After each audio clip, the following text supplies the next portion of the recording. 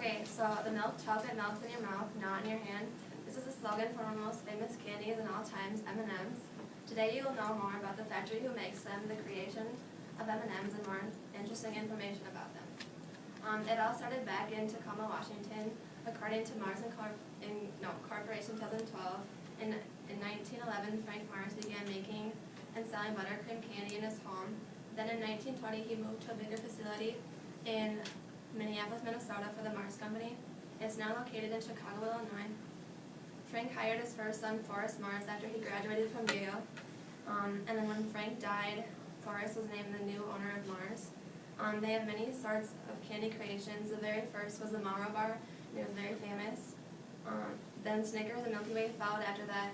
Hershey and Mars got in a big conflict on who had the best candy bars. Mars also makes other candies such as Skittles, Dove Chocolate, and Three Musketeers. They not only make candy, but also gum, pet food, and other food products. When Mars invented M&Ms, it was a big milestone in the candy industry. Forrest Mars got the idea in March of 1941. According to the Chicago Tribune in 2009, he got the idea from seeing soldiers eating shell-covered candy, which the shells protected the chocolate from melting in the sun. M&Ms were only for soldiers fighting in World War II at first, but then they were sold to the public in 1941. Also, M&Ms were only available in brown until 1960 when red, yellow, and green were introduced. In 2007, a lady named Charlotte Kuczynski said that the M was originally printed in black instead of its white today. As referenced in the aforementioned, they used to be sold in tubes rather than brown bags we get today.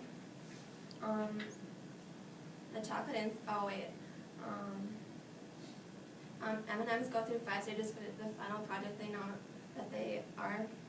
The chocolate inside is made from cocoa butter, sugar, and milk, and the candy shell is made from corn syrup and sugar. First, the liquid milk chocolate is mixed and poured into small molds to form the interior of the candy. Then the chocolate is rolled to make it smooth and left to cool and harden. Then the shells are applied, which is called panning. The color is applied last and a machine heats those packages. It's usually 1/3 brown, 1/8 yellow, 1/8 red, and random percentages of green, orange, and blue. Lastly, there's a lot of interesting information about M&Ms. You can get them in any shade of the rainbow, and you can also customize the colors and writing on M&Ms for special events such as weddings and birthdays. According to the M&Ms official website in 2012, there are 12 different types of M&Ms. There's milk chocolate, peanut, mint, minis, dark chocolate, peanut butter, almond, premium, pretzel, dark chocolate, peanut, and white chocolate. The characters for M&Ms bring on a life of their own. Okay, this is the timeline of the characters. These are the ones that officially started, and now you can see that they all have evolved, and these are the ones that we know today. And you can see other ones around them, and yeah, they've changed over time. Hub pages of 2012 say that M&Ms were also the first candy to go up into space.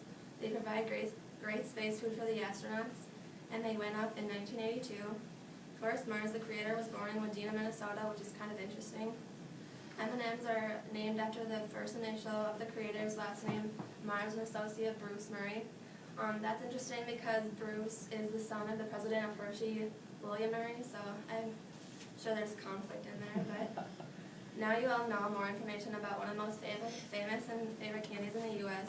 The Mars Corporation definitely gets all credit for the creation of M&Ms. You now know more about the invention and evolution of M&Ms and more interesting info about them.